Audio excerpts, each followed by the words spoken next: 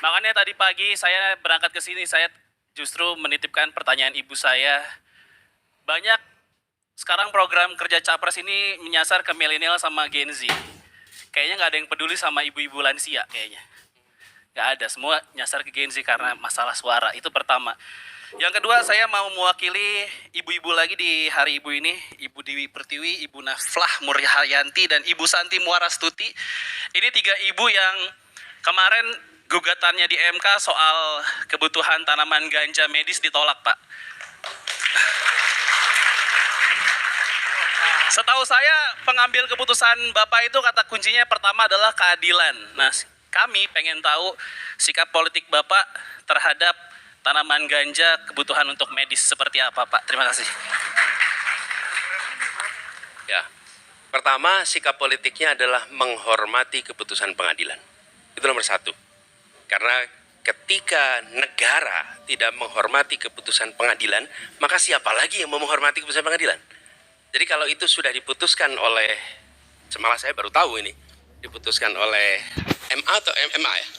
MA, ya itu harus dilaksanakan. Jadi menurut saya begitu jawabnya. Karena kita di negeri ini tidak boleh mengambil keputusan yang berbeda dengan keputusan pengadilan. Saya pun ketika dulu bertugas sebagai gubernur dan diputuskan oleh pengadilan bersalah, kami nggak naik banding. Itu kasus Bukit Duri, kami nggak naik banding. Kasus-kasus yang lain kami nggak naik banding. Kenapa? Ya kami mau terima keputusan pengadilan supaya bisa dilaksanakan. Ketika ada civil class action soal lingkungan hidup, Jakarta satu-satunya nggak naik banding. Kenapa? Karena ingin melaksanakan. Jadi menurut saya hormati keputusan pengadilan, dan itu harus dijalankan oleh negara. Karena bagaimana negara mau berfungsi kalau tidak melaksanakan keputusan pengadilan? Gitu. Kalau pandangan Pak Anies sendiri soal tanaman ganja kebutuhan untuk medis seperti apa, Pak? Begini, menurut saya ini kan ada dua. Satu untuk entertainment, ya, sebagai hiburan. Yang kedua sebagai medicine. Dan sebagai medicine. Nah, Kita spesifik ngomong medis, Pak. Saya takut kalau yang rekreasi nanti saya direkam, Pak. ya.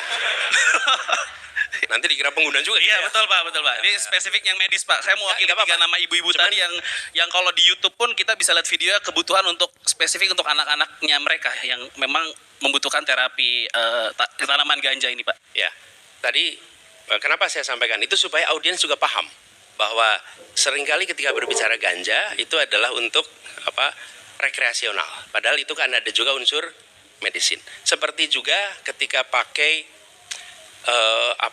narkotik ya untuk pengobatan. Itu kan juga dikerjakan. Jadi saya melihat tadi cara ambil keputusan. Satu adalah kesetaraan, dua adalah prinsip public interest, tiga adalah data, informasi, objektivitas. Kalau saya pribadi, saya akan merujuk kepada para ahli bidang medisin. Apabila para ahli bidang medisin menyatakan bahwa tidak ada obat yang lain, dan untuk menyelamatkan, maka satu-satunya yang bisa dilakukan itu, maka itu unsurnya unsur darurat. Karena tidak ada obat-obat lain yang bisa dipakai untuk menyembuhkan. Itu prinsipnya. Jadi kalau saya akan merujuk kepada science, kalau scientist mengatakan this is the only option, dan tidak ada opsi yang lain, maka untuk menyelamatkan si pasien, itu bisa dipakai. Itu pandangan pribadi saya.